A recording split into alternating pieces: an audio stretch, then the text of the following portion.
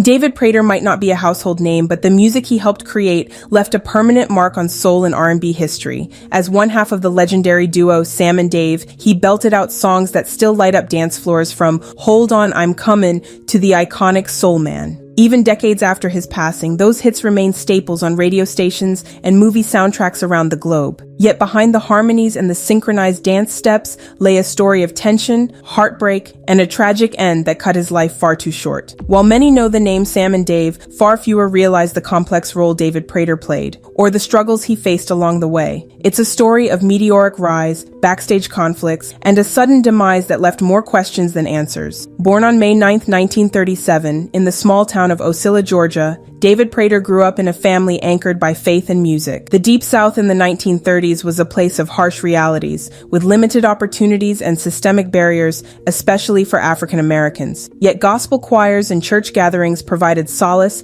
and a platform for budding talent. Dave's love for singing blossomed in that environment. Local congregations recognized the power of his voice well before any record label did. By the late 1950s, he was performing with the Sensational Hummingbirds, a gospel group that toured local circuits. But gospel alone wasn't enough to sustain a career, and like many of his peers, Dave found himself drawn to the emerging soul and R&B scenes. That pull led him to move to Miami, Florida, a city with a vibrant, if rough-edged, music scene. He worked menial jobs to pay the bills, all while hustling to make connections in clubs that hosted late-night jam sessions and open mics. Little did he know those smoky stages would soon introduce him to the partner who would define his legacy. Fate took shape in 1961 when Dave performed at the King of Hearts Club in Miami and crossed paths with Sam Moore. Their chemistry was immediate, both on stage and off. Sam's voice soared in a smooth tenor, while Dave's deeper, gutsier tone provided the perfect counterbalance. After a few impromptu duets, it was clear they had something special. They decided to team up, initially calling themselves Sam and Dave, simply because it rolled off the tongue. Their first recording contract came via Roulette Records, but those early singles saw only modest success. Still, they were honing a stage show that lit up local audiences. Sam and Dave's dynamic synergy, Sam's high-flying vocals paired with Dave's forceful delivery,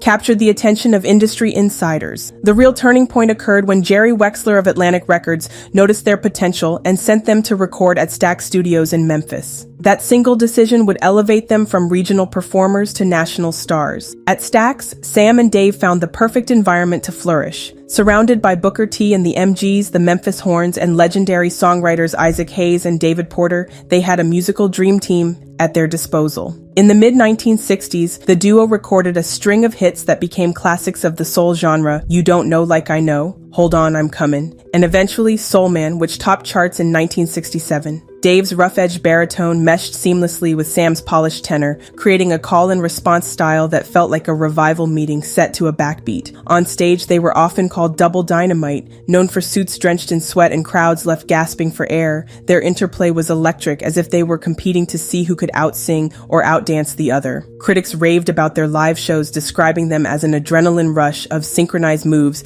improvised banter, and exhilarating vocal acrobatics. For a while, it seemed as if Sam and Dave could do no wrong. Success often amplifies underlying tensions, and Sam and Dave were no exception. While the pair excelled at blending their voices on stage, their personalities clashed behind the scenes. Dave was a complex figure, sometimes described as moody or distant, other times as warm and deeply religious. Sam, on the other hand, embraced the limelight more readily, building relationships in the music industry that Dave reportedly found challenging to navigate. Then there were the rumors of substance use. Though not as widely publicized as some of their contemporaries, whispers of drug and alcohol problems dogged the duo. Multiple accounts suggest that both Sam and Dave struggled at various points with personal demons that affected their professional relationship. One day they'd be joking and hugging, the next day they'd barely speak. This roller coaster of emotions began to bleed into recording sessions and live performances. By the early 1970s, the friction was palpable and their output slowed. The once unstoppable duo seemed to be hitting a wall, partly due to changing music trends,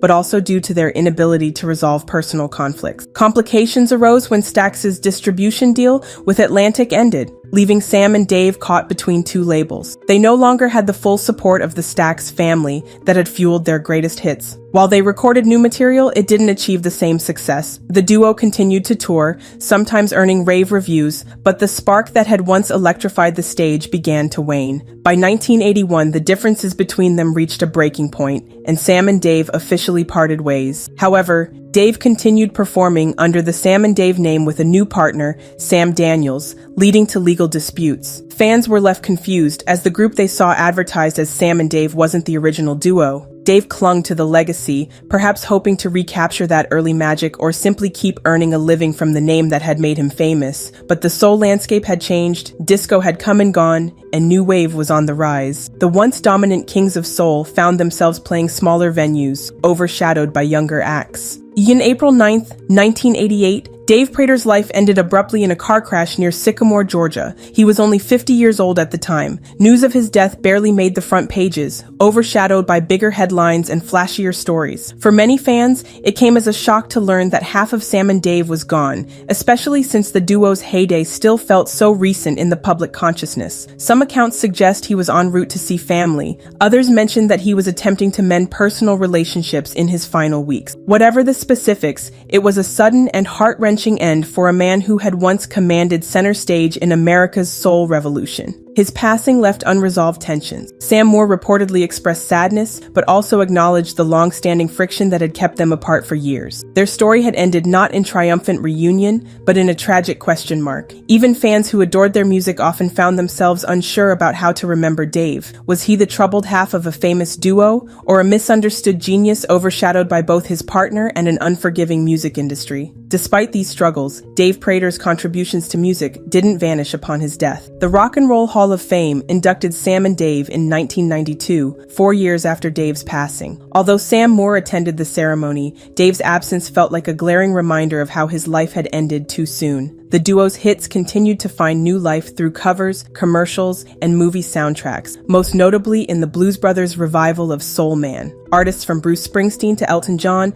have cited Sam and Dave as influences, referencing their unbridled passion and knack for turning a 3-minute single into a spiritual experience. Over the years, reissues of their Stax recordings and retrospective documentaries have spotlighted Dave's role, albeit less prominently than Sam's. While Sam Moore occasionally gave interviews and performed tributes, Dave's voice existed only in archived footage, old studio takes, and accounts from those who knew him. Some in the industry still lament that Dave never got the same second act that many older performers received later in life, perhaps traveling the nostalgia circuit or launching a soulful comeback. Instead, fans were left with a body of work frozen in time, a testament to youthful energy and raw vocal talent that never aged into middle or old age. The question remains, why should the story of Dave Prater still matter today? Because it's a cautionary tale about the music industry's darker corners, how brilliant talents can be overshadowed or even exploited. It also speaks to the fragile nature of partnerships. Sam and Dave were unstoppable together, but personal disagreements and external pressures chipped away at their bond. And it's a reminder that behind every iconic track on the radio, there's a human being with dreams, flaws, and vulnerabilities. In an era where some artists can achieve digital fame overnight, it's important to recall a time when you had to earn every clap and every encore on the road, forging your sound in unair-conditioned clubs and shady business deals. Dave Prater's story is a glimpse into that world, full of promise, bursting with talent, yet riddled with hardship and heartbreak. If Sam and Dave's songs are about joy, unity, and love, then the story behind them is equally about conflict, misunderstanding, and tragic loss. David Prater's life was as soulful and complicated as the music he sang. He brought unbridled energy to each performance, belting out tunes that became anthems of the 1960s soul movement. But behind the iconic harmonies lay personal struggles, label woes, and a tragic ending. He died young,